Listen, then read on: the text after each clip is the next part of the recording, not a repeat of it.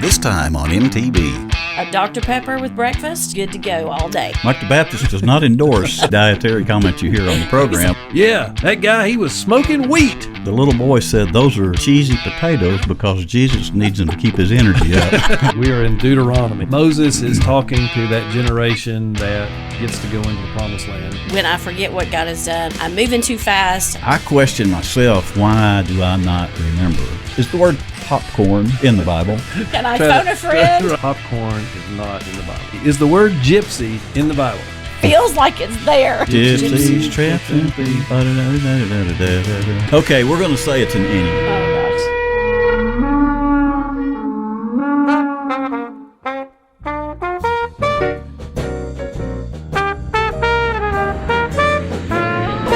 Mike the Baptist. Hey, welcome to Mike the Baptist. We Take caught you 40. laughing again. This is actually, we're doing a restart because someone, the engineer in the studio, did not turn the microphones on. We just talked, but we didn't record anything. I'm Mike the Baptist. Glad to have you here. Becky Jenkins is with us today. Hello, glad to be here. Becky is, this is her first time on the program, Rookie. and she's a rookie, and we're looking forward to seeing what comes out of your head. I'm looking forward to it. So the serious stuff and the non-serious stuff. I think perhaps we're more interested in the non-serious at times. I can but do that. Yeah, in the middle program we'll get to the serious stuff. Either way, we're glad to have you. Look forward to hearing your thoughts. Thank you. I think. I'm excited to be here. Good, God. yes. You were a little nervous at first about being here, but I think you're over that already, aren't you? No, not really, but Okay. I'm faking it, so it's all right. You're doing a good job. And H.D. Jones here. Hey, Once again. Good to be back. Always good to see you. And you went on another trip somewhere, didn't you? I did. I've been on the whirlwind. Yes. Mm-hmm. We won't talk about details. Okay. Because I just give people ammunition Right. to use against you. Right. MikeTheBaptist.com website. Go look around. Send us an email. Comments at MikeTheBaptist.com. Is that correct? That's it. Email addresses confuse me. And, Comments. and we at- want people to send us ideas for the front porch. Yes. We were talking earlier in the green room. Actually, it wasn't the green room. It was the first time we started this and didn't record it. But we were talking about people don't send emails much. And I think it's because they don't have a reason. So the reason send us your suggestions for a front porch. Today we're going to talk about things we know of that kids have said or done or did, depending on where you're from. Things kids did or done. That should be entertaining. Becky works with children at our church. She is the children's minister, so we should hear something pretty interesting come out of that.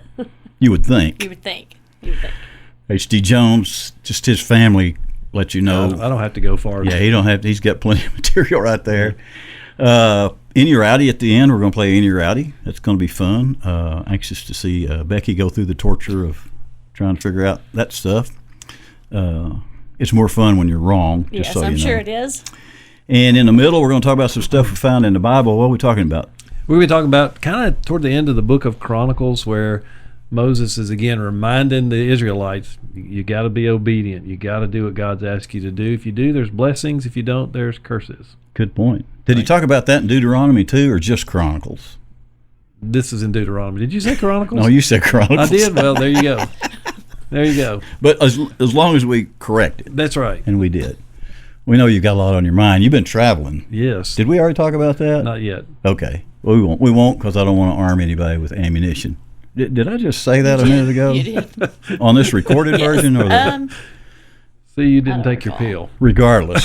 We'll do that after a while. Becky, I need to alert you. Yes. Are you aware of the buzzer? No. If you get too spiritual on Mike that's the not going to Baptist. happen. Like if you say sanctification. Oh, yeah, that may get a buzz, and then you'll have to explain that and then Awesome. kind of back off because Okay.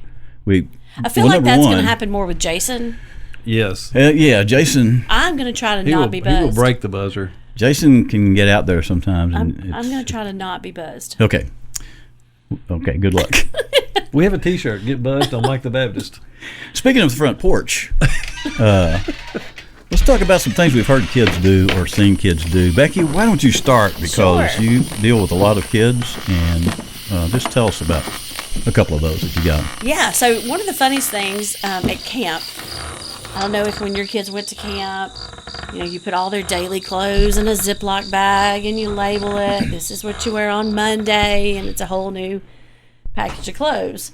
So one of my kids, we're gone 4 days. They have 4 T-shirts that we all wear the same T-shirt so we can see each other across campus. And we get home, and the mom calls me and says, "Hey, XYZ child only changed his T-shirt every day. His shorts, Only his his undies, his socks. Oh, wow. Everything else was still brand spanking clean in the Ziploc bag. Yeah. Little dude only changed his T-shirt every day." Interesting. Yeah. Well, you told him to change his shirt, and he did. I guess. Yes. But man, ugh. That's better than a camp that I went to when the kid didn't change his shirt, and he was a adult, and he didn't change his shirt for 6 days. It was bad. I've been to Ugh. those. It was bad. That's interesting. Okay. Let's see. Anything else? Oh, it's pretty funny when we go to camp and the kids aren't allowed to drink soda at home. Well, soda's free at camp, and they are just making all these drinks and just chugging it. Great. And then I had a kid one time that we were all a little nervous about him going because of behavior issues, and he's just kind of that child you have to watch a little bit more. Well, we figured out a Dr. Pepper with breakfast, he's good to go all day. Really? Much better behavior. And probably all this time his parents thought no sugar because it will hype him up, and it Yeah. really normalized it. Dr. Pepper brought it right down. Yeah. He was good to go. Interesting. Yeah, maybe you should try that. Mike the Baptist does not endorse all of the dietary comments you hear on the program, Exactly. but give it a try. You just never know. You can give it a shot. I used to kid about the Wednesday night caretakers. If they Yes. would give those kids Mountain Dew right at the end, if their parents didn't show up on time, Yes. give them a bunch of Mountain Dew, and then the next time they would They'll be there show on up time. on time. Maybe. Okay, interesting. Yeah. I knew you would have some things. I'm afraid to, but I'm not afraid to ask HD now about. But go ahead. Well, I'll give you one that's just kind of cute and one that's pretty funny. So we did just get back from Disney. I don't care. Who knows? We took some of the grandbabies. We took some of the grandbabies to Disney, and so my oldest granddaughter, her love language is gifts. I mean, she has been looking forward to going. I mean, she wanted to go to Disney World, but she wanted to go to the Disney shop.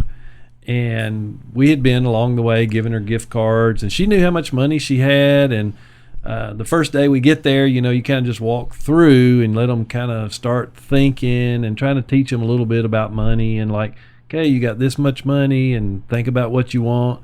So Ellie is calculating in her brain, and I mean, a day later, we're just riding in the bus, going to a park or something. She's sitting beside me, and she looks over at me, and she says, "Now, Papa, I saw 2 things I want, and if I buy this one thing, I think I'm going to be out of most of my money. But if I want to get this other thing," she just cut her eyes. She goes, "Do you got my back?"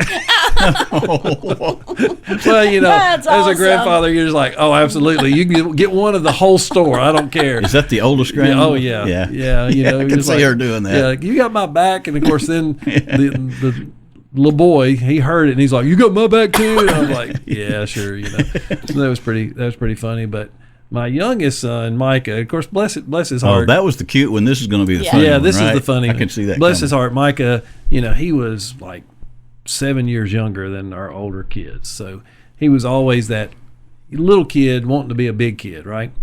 So he joined in a conversation with the older kids, and I think some other kids from church or something. And he was going to be Big Pete, and he was going to throw out one of those phrases, and he goes, "Yeah, that guy, he was smoking wheat." And we heard it, and I looked at him, and I'm like, "Dude, it's not smoking wheat." And he just argued with me. He goes, "Yeah, Dad, it's smoking wheat. It's smoking wheat." And I'm like, "No, I'm pretty sure it's smoking weed." He's like, "No, it's smoking wheat." And so they still give him a hard time about that. That is pretty funny. Yeah, he was smoking wheat. He is that both stories? Yeah, but kids do that stuff all the time. Yes, but I'm gonna tag onto your Okay, go son, ahead. Micah. Yeah. I've told this before, but it's just so funny. I'm gonna tell it again. I don't know if you've heard this or not, but when Micah was little, 2 or 3 years old, I came walking into the church one day. I used to go down there every day for some. I came walking in there one day, and there was a plant a potted plant just outside the door of the church office. And when I walked in, Micah was standing there beside it, kind of leaning up on a plastic sword. And every leaf on that plant was laying on the dirt. It was just the stalks. And I looked at him. I don't know if I asked him or somebody else said, "Did you do that?" And he goes, "No." Not me. That was Micah. We remember Micah. Yeah, that sounds about right. My daughter, Lacey, when she was real little, she stayed all night. I don't know, she's probably 3 maybe. 2 or 3, somewhere in there. She was talking fairly good. But anyway, the wife and I went somewhere and left her. My grandparents lived right up on the hill from us, so they got babysitting duties once in a while, whether they wanted them or not. But we left Lacey up there, and we went where we were going. When we got home, we didn't go up there immediately to get her. We came home first. She had left a message on our answering machine. It said, paraphrasing the best I remember, "This is Grandpa. We were wondering if Lacey could just stay the night up here since she's here anyway." And then she said, she fumbled around and said, "Oh, we'll see you later." So I've got that. I still have that somewhere in my files. It was hilarious. The other thing is a lady, Rachel Rayleigh, not a lady. I know her. Anyway, she was telling me in the church lobby one day that she had filled in one of your, Becky asked folks like her and other people who will say yes to lead those classes. I think it was kindergarten, maybe. But she said the assignment for all the kids was to take Play-Doh and make things that had a reference to Jesus or getting saved or the cross, etc. And she says she came around to one little boy's table and he had rolled up a whole bunch of Play-Doh little round balls and just a whole bunch of them on the table. And she said, "What is that? What is that?" And I think, if I remember right, she said the little boy said, "Those are cheesy potatoes because Jesus needs them to keep his energy up." That's great. Yeah, I want to know. I need to know who that kid is. Send us a letter. Yeah. Or tell me in the lobby next time I see you. So, anyway, so yes, kids are funny. So are adults. And we'll see more evidence of that coming right up. We'll take a break and come back and talk about some stuff we found in the Bible. Are you tired of blending in with the crowd? Do you want to make a statement that says, "I love baptisms and fashion"? Then visit MikeTheBaptist.com today and order an MTB t-shirt or hoodie just in time for spring. MTB gear isn't just a t-shirt, it's a movement, literally.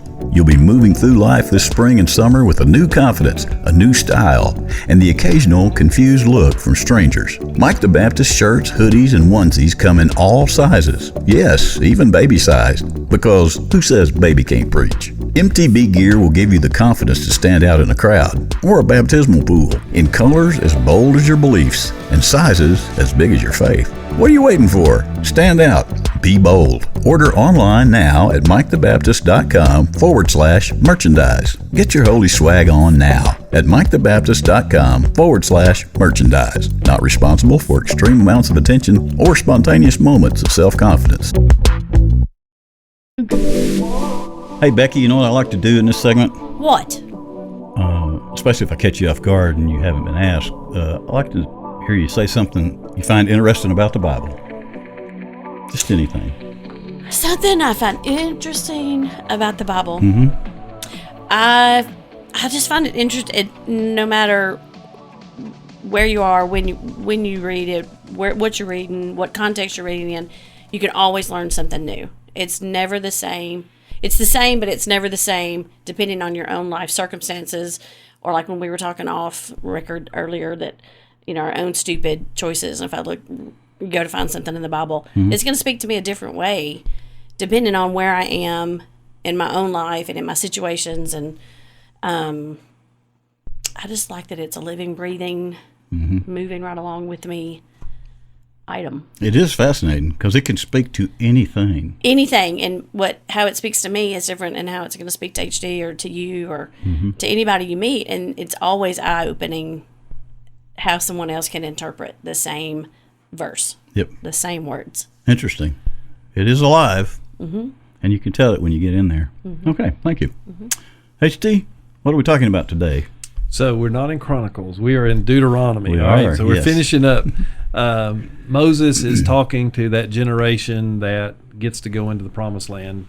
All their parents have passed away because of their disobedience, and he's kind of challenging them to remember what they've known, remember what they've seen God do, and to stay obedient when they go into the land. And he says, if you do that, there are all these blessings that God has for you, but if you don't, there's all these curses. And so he's talking to them about that. And one of the things that kind of caught my attention is that, these people saw God do miracles. I mean, they saw him do these things, or they at least heard about them from their parents. And yet, just like us, they begin to fall away. And so one of the things I wanted to talk about today is why do we question God continually? Why are we continually questioning God or forgetting about what God's done in the past? I think he was asking you, Becky. Thanks, HD. I would say, for me, when I forget what God has done, or I forget to be obedient, it's when I'm moving too fast, life is going really fast, and I'm just trying to do it all on my terms, on what I want to get done and what I want out of, what I want the result to be, or it's just when I'm just moving too fast. We're such in a fast culture now. It's an instant gratification, and sometimes God's not instant in his gratification or in his result. His timing sometimes takes a lot longer than what our timing looks like. Mm-hmm. And I think we've just got to slow down. I was talking to somebody a couple weeks ago, to the Momco ladies at church, and I'm like, and I know this is the pot calling the kettle black, but we've got to slow down in life and read his word and see where he wants us to go and see what he wants us to do, to truly know the effect of what God can do in our lives. We're just moving too fast. In my mind, we're just moving too fast, and it's a fast world. It is a very fast world, and until people start standing up and saying, "No, I'm going to take some time. I'm going to pray about this. I'm going to see what God's word says about this. I'm going to see where God leads me," because that leading thing, what's that mean exactly? Where God leads me. Where God leads me. It's God's calling on your life. You can. What do you mean by calling? I'm just getting you comfortable with it.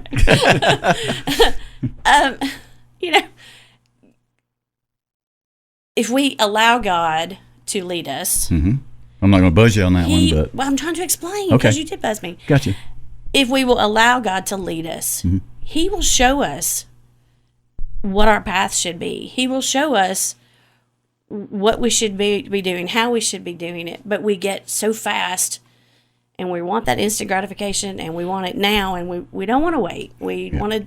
I don't care what the consequences are. I'm going to do it this way, and God can work out the mess. You are like me in a way. I know that may be scary, but we are kind of project oriented. Yes. When we get an idea, mm-hmm. I think we can kind of see the result, and then we go to work getting there. Yes. Where folks like us, that can work against us as far as slowing down and kind of seeing, I guess, the bigger picture. But that can kind of work against you. Mm-hmm. I haven't changed. I'm still that way, but I'll take a lot more opportunities to slow down and chill, is all I like to say. Just to take time and Pastor HD has really helped me with this, whether he's wanted to or not, or whether I've wanted him to or not. That's a better way to say it. Yeah. In that, I don't have to make all the decisions myself. Yeah. At home, I have a whole team. I have a husband. I have 3 adult children. We're a team. We can make decisions together. At work, I have a team of people. I read something the other day that we needed to stop calling our church staff a family, that we work and should function more as a team, not as a family. Interesting. Yeah, because you let your family get away with things. Yeah. Just saying. And a team, everybody, if you think baseball, most pitchers are not going to be able to play catcher as well as they pitch. Mm-hmm. A first baseman is very... there's certain things that a first baseman does that the second baseman is going to do differently. And so while I bring something to the table, HD's going to bring something else to the table. Somebody else on the staff is going to bring So if we function more as a team and we talk about things and we work through things together, he looks at things much differently than I look at things. And when I allow myself to slow down to go say, hey, what do you think about XYZ? Somewhere in between his idea and my idea, we usually come together with a pretty great idea. Mm-hmm. Not that my idea is terrible or his idea is terrible, but when you have more eyes looking at it, but the same goes for God in our life. If I never let God in, and I never let God tell me what he wants me to do, it's just going to be total chaos at the end of the day.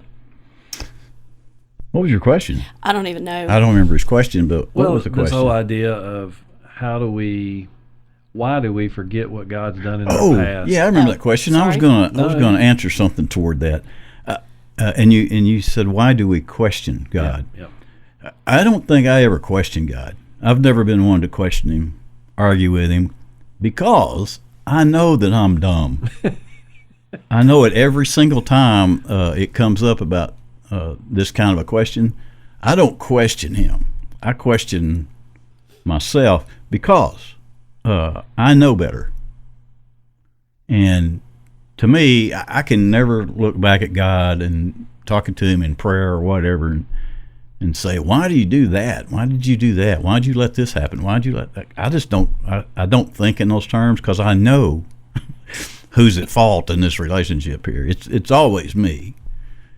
I question myself in that, why do I not remember and why do I not make myself think the right way? That's what I do. I don't ever question God. That may sound like I'm not trying to be holy, obviously, but I am saying I don't question him. I'm never questioning him. I just and I won't. So anyway, we question him because we don't know him. We don't fully know God. And not that I don't want to say I don't ever question God, but it's in the moments where I haven't studied. I study a lot for kids. I study a lot for getting ready for my Sunday or Wednesday night lesson, or if I'm going to talk to Momco or whatever I'm doing. But to truly sit down and study for me, to grow my faith, to grow my life, that's when I find myself questioning, okay, God, what did you do? But why did you do this, or why did you allow this to happen? And 9 times out of 10, it's not that he allowed it to happen, it's my own silly choices. I'm a firm believer it's always got more to do with awareness from us than it does with why he's doing, because he's doing things the way he's going to do them. Yeah. I mean, obviously he's had it planned the whole time, and so whether or not we recognize what's happening, that's kind of on us, I think. Well, I think we miss the big picture is that God wants to be in a relationship with us. And I think all three of us sitting at this table, we're doers. We give me the plan, get out of the way, let me do it. And God's like, I don't want to just give you a plan. I want you to go step by step with me. And I think that can get us all in trouble, right? We're trying to please God, so I'm going to do this, then this, and we never really stop and ask God, is this what you wanted me to do, and how you wanted me to do it? And we question him a lot, just from a standpoint of we want to do it our way.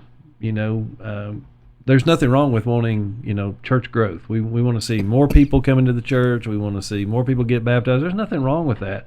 But there's a right way to do that, and there's a wrong way to do that, and we just have to stay in that, like Becky said, just being in a relationship with him and asking him the right questions along the way.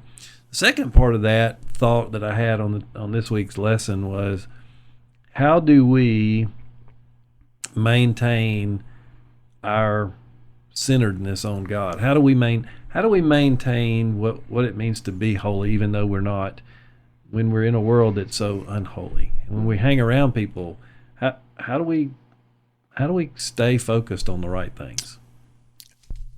Personally, I think you have to stay connected to people that have the same pursuit, because it's like there's this old thing I always joked about.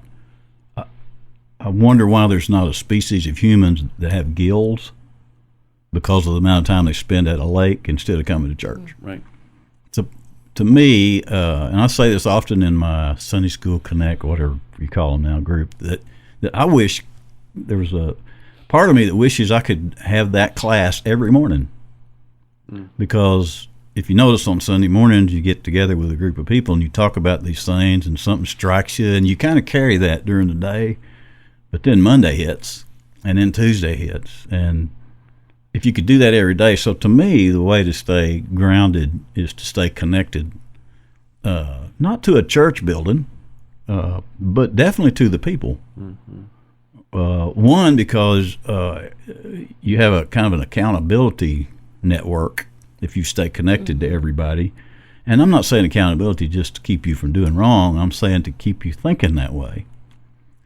Because if you're left to your own, when I wake up in the morning at 3 or 4 o'clock, there's 20 things in my head already. And, I'm going to do all of them during the day unless something else kind of slows me down. So for me to run into you all here today, on the day we're taping this, helps me to kind of remember, kind of stay. I don't think we can do it by ourselves. Yeah. I think it's real noble for somebody to say, I could do it. I got this. And if you notice, if you've been around the church stuff very long, the people that say, I got this, are the ones who are going to fall pretty hard at some point. Yeah. Which we all do anyway. But anyway, yeah, I think to stay grounded, you got to stay connected. A friend of Hey, mine. maybe that's where the Sunday school board came up with Connect class. Maybe. Anyway, It's a good thought. thanks. A friend of mine, she grew up, the language that her family used, it was cursing, every other word. And so when I met her, I was just like, okay, wow, that's a language that I'm not used to, because we did not, growing up, my parents did not curse in front of me. We just, I don't know that I've ever heard my father maybe once or twice say something, but quickly apologize that he said that in front of me, his child. And so it was just a totally different way to communicate. And then when she started coming to church, she quickly realized, okay, these people are not cussing, like I am. Something's not right. But then when you put her in at that time, her work community, those people, that was common for them to cuss. And so if you think about it that way, it's who you're with, you're going to pick up those habits. My husband, we do not drink, and he's been on many work trips or many work events, and people are just, drinking, having a whatever.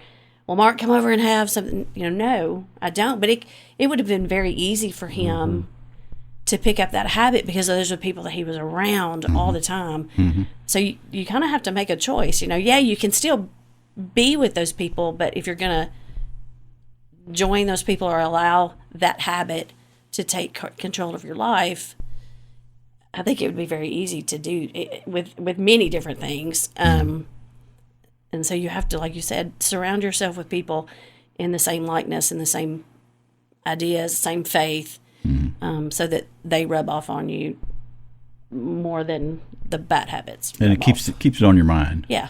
Well, it kind of goes back to the great commandment, is loving God. But then the second greatest is likening to it. Jesus says, love your neighbor as yourself. And we're not called to do Christianity on our own. And while we need to be hanging out with lost people, we also need to be hanging out with saved people, because it helps us, right? It helps us, like you said, in accountability, not just the do's and the don'ts, but the encouragement. Well, you would go nuts a little in this world if you were a Christian and you didn't hang around some other Christians, because you would feel so awkward anywhere else you went, because the Christian mindset it's not in the mainstream of a culture anymore. No. It's not. I think it used to be, but that's changing. So if you're not around some of that, sometimes you would have to feel pretty alone all the time. So years ago, my son and I determined, it's been about 12 years or better, we were talking one time, and we decided that to say bless you when somebody sneezes is just real silly, so we quit saying it. So that's why I didn't say that. I was feeling a little I know. I didn't want you to feel slight. I wanted you to understand why we just don't say that. So we probably seem odd to people. What's that Seinfeld episode? You're so good looking. Instead of saying bless you, they go, you're so good looking. I never saw that. I never watched Seinfeld, though. I was waiting for that What? too. No. Everybody tells me What? Seinfeld, I think I've watched 2 episodes in my whole life. You are more holy than we. Well, obviously. Okay, I'm sorry. Where were we? We're good. Okay. Becky, let me ask you a question. Are we at that place? Did Yep. we kind of? Yep. What was the synopsis? What was the summary? I think we're more obedient when we remember what God's done for us in our past, and we have those teammates with us to help us in the future. Because again, testimonies. Man, it just pleases me to hear somebody else's testimony. It encourages me. So we need people. We got to do it together. Hey, speaking of testimony, churches I grew up in out in Arkansas, most church services, people stood up all over the church unannounced and testified, told us something about what they was going through and what had been happening to them and where they are. It was really good. I can remember as a child thinking that's number one. It takes some chutzpah to stand up and do that. But number two, it was, I don't think I realized it was encouraging at that time. But I can see now, looking back, how, and I don't hear that a lot anymore in churches because we're so formal now. But I think we could use some of that, personally. Talk about a great reminder of what God has done in somebody's life.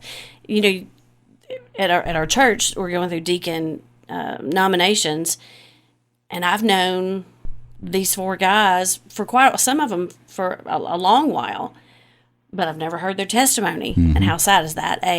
But they've recorded their testimonies and for them to share their testimony with the congregation. And man, there was one that was just powerful, and it just touched me in a way that I haven't been touched that way in my heart, the way his words and his transparency and what he was willing to share. Because a lot of that, there's some things you're like, I don't know that I want everybody to know the ugly, the messy.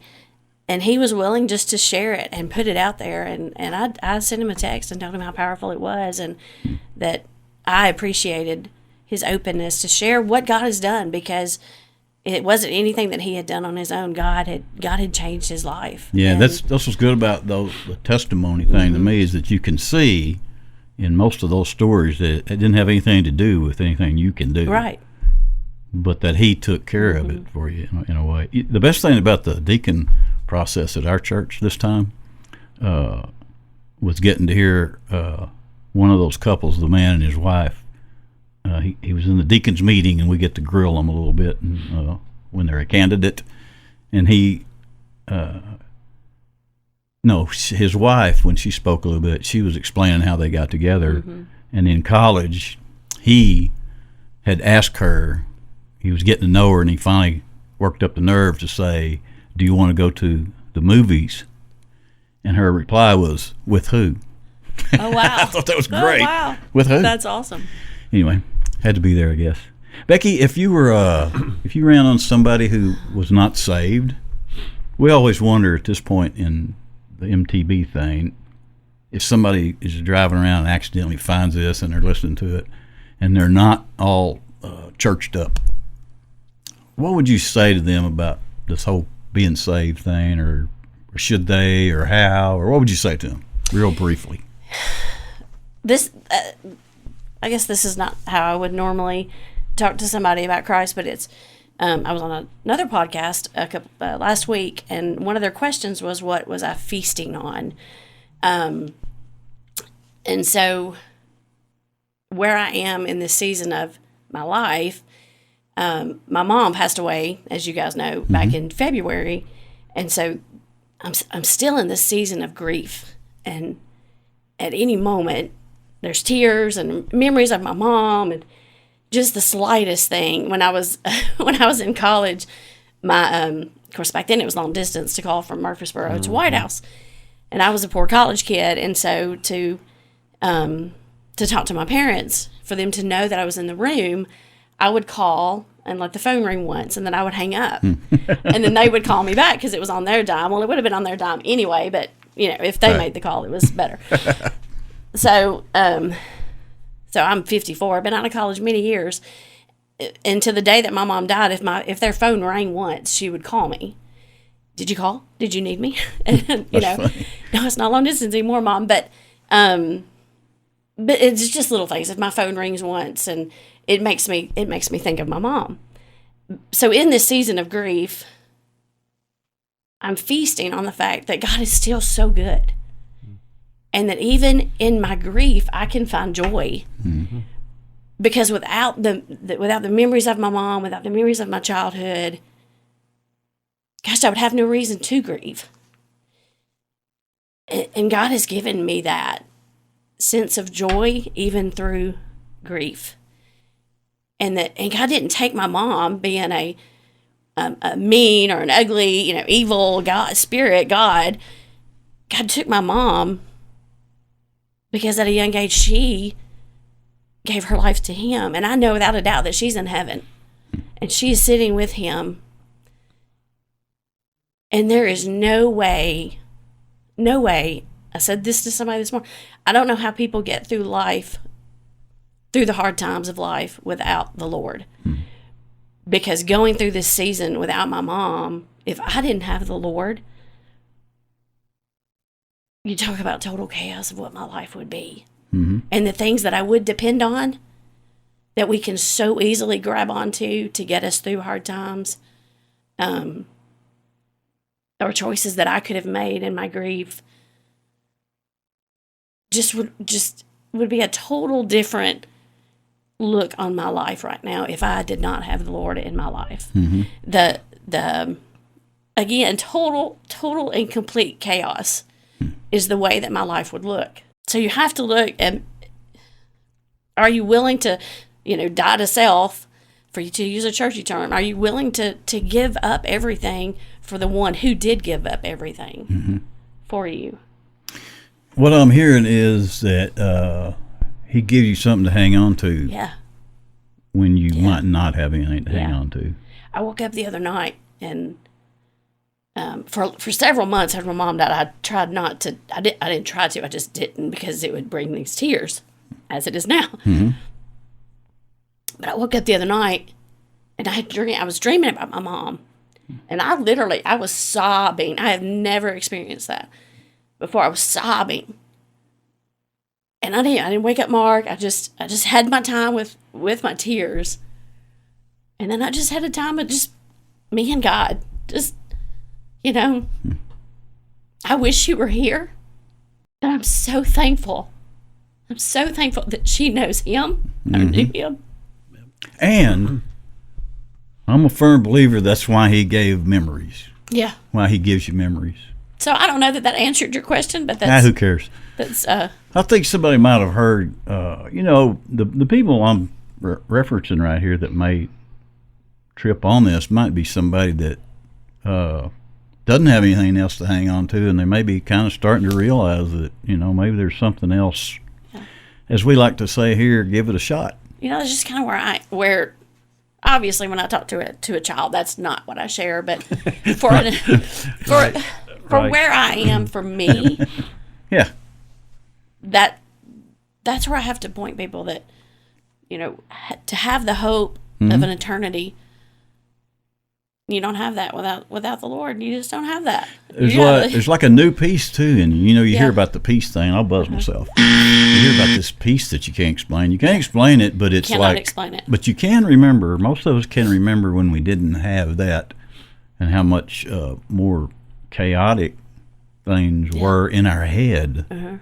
Just in our head, whether in our life too, but just in your head. It's miserable. I used to go visit a local hope center where guys are going through rehab and all. And the one thing I always notice about any one of those guys, when you get to talk to them, a little bit of peace is what they're all looking for. Just some peace, because it's confusing. Your life gets really out there and gets confusing. But without exception, they're all looking for peace. I think all of us are. I guess He gives you that, don't He? peace and then just the hope of something better. I really, the first Sunday of Advent is coming up, and it's hope. And because child dedication is also that day, I've really been looking at the word hope and what does hope mean? I hope you have a good day. I hope you do this. But it's so much more than just a gentle wish or whatever. It is the clinging to something more. Something to hang on to. Something to hang on to. Yeah, that's how we would say it in Arkansas. Yeah. Okay, this is way too serious. We got to take a break and come back and play Inny or Outy. Hey everybody, it's time to play America's almost favoriteest new game show, Inny or Outy, where we challenge our guests to figure out if a phrase we give them is actually in the Bible or out of the Bible. Sharpen your wits, guest. You're about to be in the hot seat of Bible stuff, because you're the next contestant on Inny or Outy. Here's Mike. Okay, this is always fun to me. It's just always fun. We get serious a little bit, and we have a little fun on the front end, back and forth, but we always end on a good note here. It's just kind of fun. Anyway, that's my opinion. Ought to be yours. Okay, so today Becky's going to get off the hook as far as coming up with an Inny or Outy, which actually, let me tell you, Becky, it's a bit of a disadvantage to do that because you have opportunity twice to fail miserably at getting it right. Okay, well. You might need to explain Inny or Outy to Becky. Well, we shouldn't have to. It's like 2.5 years of doing this. We shouldn't have to explain that one of us is going to say a phrase or something that's in the Bible, and it's your job, the other two, to determine if that's in the Bible, which would be an Inny, or if it's out of the Bible, which would be an Outy. There's really no need to explain it. We wind up explaining it every single time now. But you may have a new listener who doesn't understand. That's correct. I don't know if the old listeners understand totally, but okay, I'll start. Oh, dear. Is the word, I like just single words, is the word popcorn in the Bible? The timer's on. And this is where we... Can I phone a friend? Right. Oh, can we discuss it? We can discuss. Yeah, we can discuss it. Yeah. Is the word... It's a team thing. Is the word popcorn in the Bible? Once upon a time, we were trying to keep score, like Becky did this, and Steve did this, but then... It got so confusing. It was so confusing, and then you'll find out in a moment that Michael has a way of being right when he's wrong. Okay. I kind of worked myself into it. What's the Hebrew word for popcorn? The Hebrew? Oh, I don't know. That's in Jason's field. Okay. I go straight to the English language stuff. I will tell you this: it didn't come from King James. Yeah. I don't even think corn's in the Bible. I'm gonna say no. If it was my vote, I would say no. Well, popcorn. you get a vote. Popcorn. Mm-hmm. Yeah, you get a vote. Let me just tell you, there's some words that we've talked about here at this table that you would not think was in that Bible, but by golly, they were. Hootenanny is not in the Bible. Hootenanny was not in there. Right. Yeah, that one just came out of my head. Popcorn. I'm thinking, Popcorn. See, I think of corn, and that's like something that the American Indians did at Thanksgiving. I thought somebody brought corn over on a boat from somewhere else, didn't they? And the Native Americans. I have no idea. I'm gonna look that up though. Now that you bring that right? up, be kind of interesting to know. Are you making popcorn? I didn't He today. also goes through food things, So you do make good popcorn. Oh, you've had my I have. Jello popcorn, haven't you? Yes, we need more of that. We do. Yes. Yeah. Okay. I'll get you some of that. So you say no. I have to go. I'm gonna say Outy. Yeah, I'm thinking this isn't. So our official answer, Michael, is popcorn is not in the Bible. Lord, no, popcorn's not in the Bible. That word is nowhere. That is not a biblical word. But so congratulations. Well, see, we handed you That's a win awesome. there. Well, there's no but. It's not in the Bible. that is in the Bible. Yes. That's in the Bible too. Okay, so good. Congratulations on a win Yay. there. And Yay. I don't really think I've tricked you all at all. I think you just filled up the time there a little bit, which is what you need Well, to you do. have to think about it. You do have to think about it. Because sometimes you just jump to a conclusion and you could be wrong. That's true too. But popcorn's not in the Bible, folks. So now you know. Okay, HD. One word, huh? What do you have? I have one word. You have one word. Yeah. And Cher sang about this. Share. Gypsies, Like- tramps, and thieves. Gypsy. Is the word gypsy in the Bible? Now, see, this is a good one. I want to say yes, but you're going to ask me where, so I'm going to No, I mean, not. you don't have to we justify don't. it. Yeah. I don't know where. really? I couldn't No name you any of justification. the. I know some of the phrases, but I couldn't tell you where they are. Yes.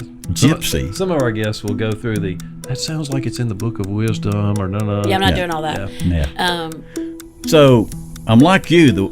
When I hear the word at first, it makes me think it could be, but then I'm thinking about He has a gut feeling, I'm telling you. back when I was a child and even as an adult.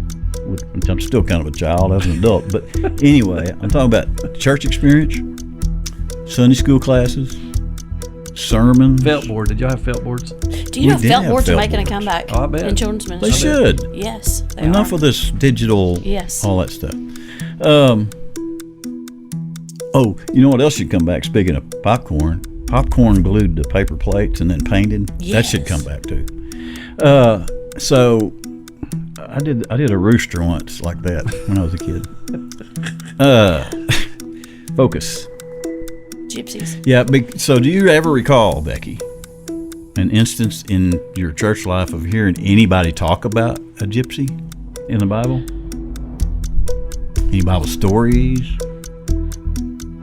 It feels like it's there, but Yes. I don't know. I don't know for sure. Well, in my world, I would say I have a gut feeling. Is that what you're saying there? Yes. You have a gut feeling I have the a gut gypsy's feeling there. it's there. I really would like to know more about the Sonny and Cher reference, though. Right, that was a song she sang. Gypsies, traps, and thieves. Right. Ba-da-da-da-da-da-da-da. Yeah, I remember that. Okay. She couldn't sing that on radio nowadays. Probably not. They'd run her off. That song about half-breed, too. I heard that in the Walmart parking lot the other day, and I'm thinking, I don't know if she'd get in trouble for singing that nowadays. Anyway, See, they've got music at the Walmart parking lot. I think we need music in our hallway. in your parking lot. In the parking lot. Yeah, the church. Okay, listen. If you do that, make it 70s. Listen, I'm like you. Something makes me There's want to just think it's there, some- but I don't think it is.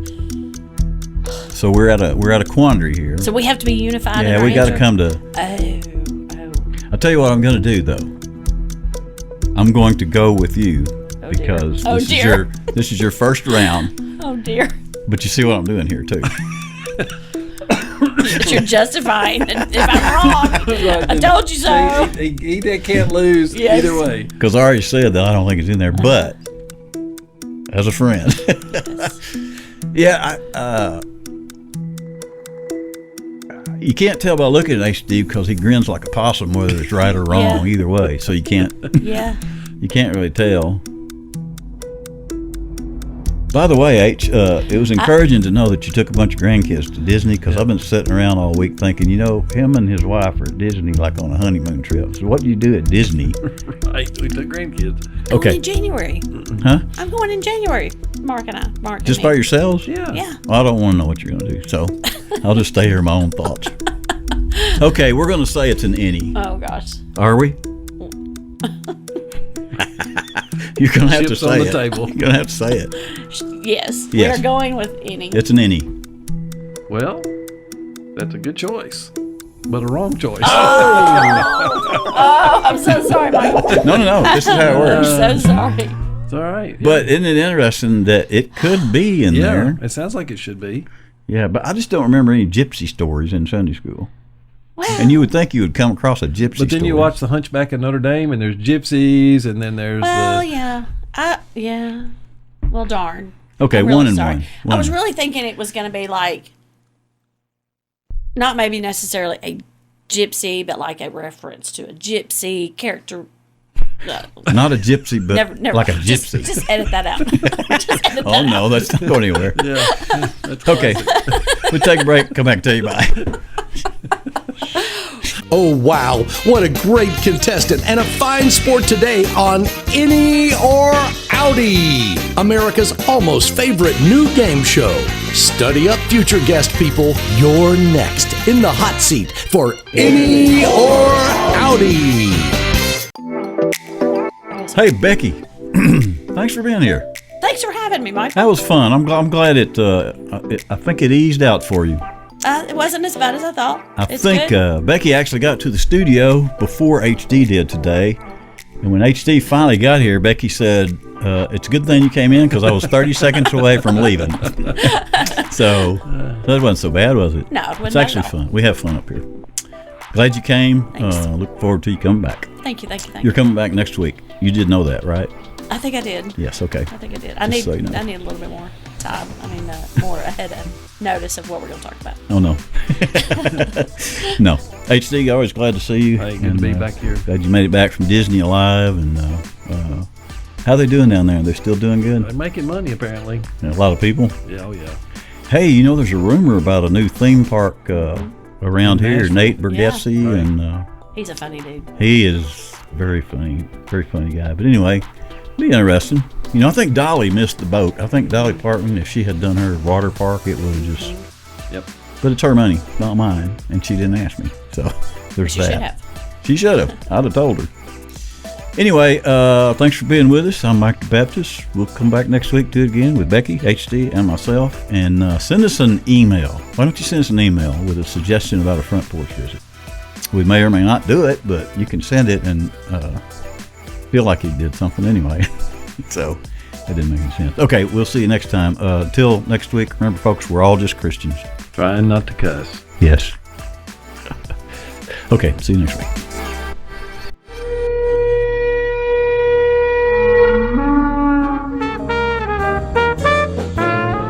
Mike the Baptist.